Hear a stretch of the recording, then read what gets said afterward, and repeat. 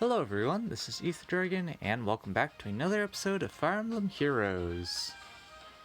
So, as a heads up, this is probably going to be the last video for a few days. I don't expect to upload any videos from now until probably this upcoming Monday, because of course, this Monday we are summoning on the Legendary Heroes banner, featuring of course the new Legendary Byleth. And turns out it was not too difficult for us to find a clear for the Abyssal map. Just so happens that things line up for us in all the right ways. So it comes out nicely to where we can even run Vantage on Nino. Actually is useful for once. Some clears, our B skill just does not matter at all. It could be completely empty, but we actually do use Vantage a decent amount in this clear. And we're running Brazen Attack Speed so we can get more attack and, well, more speed, because some of the units on this map are pretty speedy, so we do need to be able to outspeed them. Legendary Zero running her standard set for front-loaded buffs. Brave Veronica also quite standard. Defense tactic here is nice for us because Adult Tiki does need to take care of some units that attack defense, so it's nice to be able to buff up for that without necessarily having to dance with Legendary Azura. And Legendary Byleth has low attack res, so it's better for us to front load Nino's attack against him with defense rather than res. Adult Tiki here running Ignis because she actually generally two-shots most of the units she needs to take care of, and the ones she doesn't one-shot, there's Ignis for lots of damage. And attack defense form here because we stick relatively close together, so running attack defense bond or attack defense solo is a bit awkward. Better to have a combination of the two of them in some sense. So let's get straight to it here with the clear. And well, I know I'm probably going to talk about Legendary Byleth a little bit on stream. Again, if you did not watch the video that I posted, what is it, a week or two ago now, we are summoning on this Legendary Heroes banner that just released today. Like, I think it's been less than an hour. It was not too difficult to find a clear, but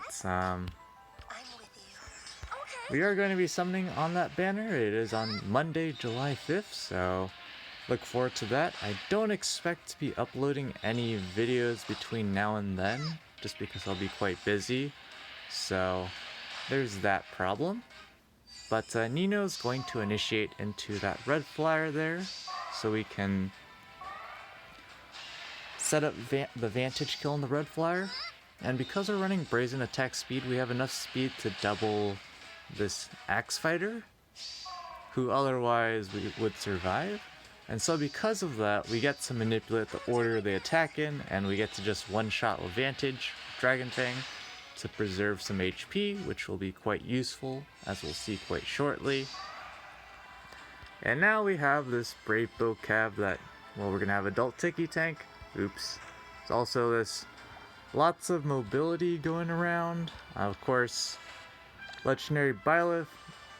It's a pretty decent weapon. I wouldn't say it's the world's greatest weapon. The thing I don't like about it is the no follow-up for himself, and the no follow-up he can grant to allies within 2 spaces is based off of his speed check, because in 2021, outspeeding is non-trivial, so he has decent base speed, but it's like nowadays a lot of units have decent base speed, so that's not really saying much.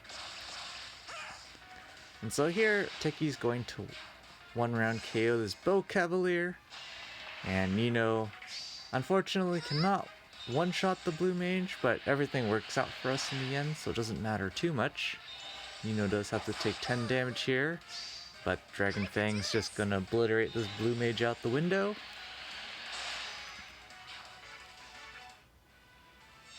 But pretty much, Legendary Byleth is what you would expect out of a legendary hero nowadays, I guess. Especially Sublime Heaven.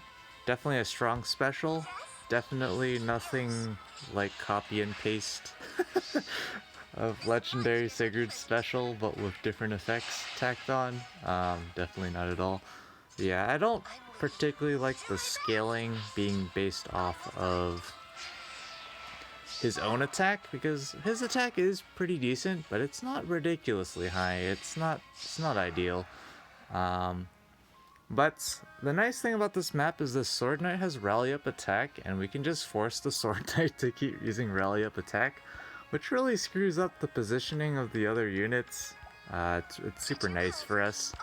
But at this point, Nino is going to be able to pick up barely the 1-round KO on the Sword Fighter. Of course, we could do other things to make sure she could pick up the kill if we couldn't.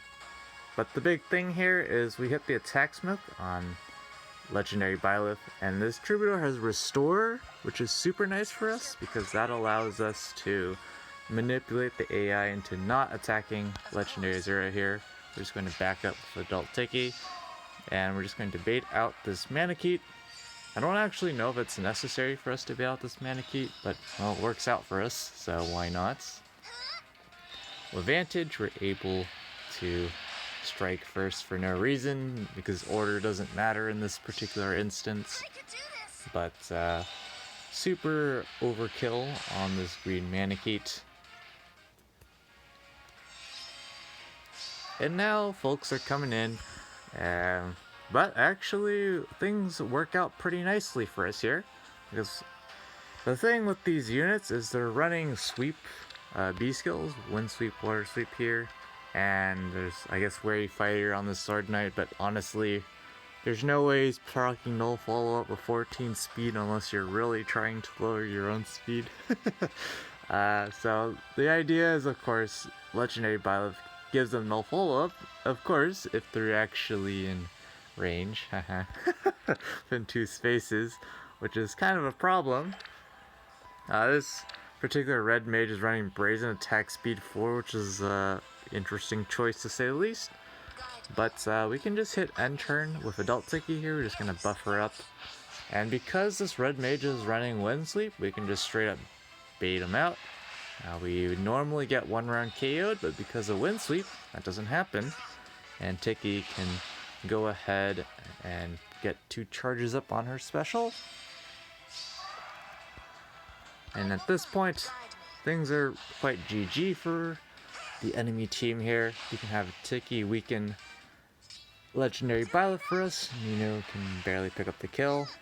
Your defense tactic actually isn't in play. So I guess the justification I mentioned earlier for defense tactic was not necessarily true, but close enough to being true, Kappa. And at this point, it's GG. We're just going to go ahead and attack from here because we can. Doesn't really matter too much, because as you'll see here, Nino is going to charge up her Dragon Fang, and there's Vantage against this blue Mage Flyer. So even though there's going to be Distant Guard and whatnot with Brazen attack speed and all that stuff, we're going to be easily one-shotting this blue Flyer. So overall, pretty straightforward clear. Definitely lots of AI manipulation though.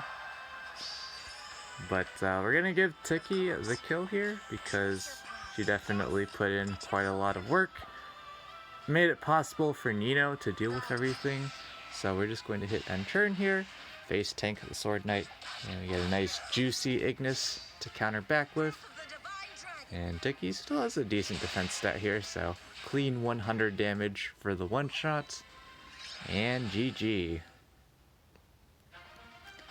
So, all in all, of course, Legendary Byleth is a water legendary, and let's just say water season is moderately saturated with blue units. So, it's nice to have a green unit. Again, I don't like the fact that the null follow-up is dependent on his speed, but at least he can check out specials pretty consistently. Of course, with Time's Pulse, Sublime Heaven can always be charged up at the start of turn, so he can definitely check out a ton of damage. Kind of feel like he's a jank legendary Lilna for water season.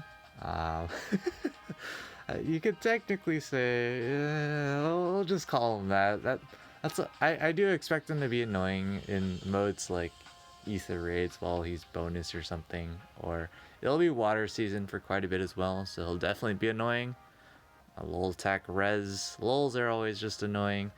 But Sublime Heaven's good source of damage as a 1 cooldown special for him.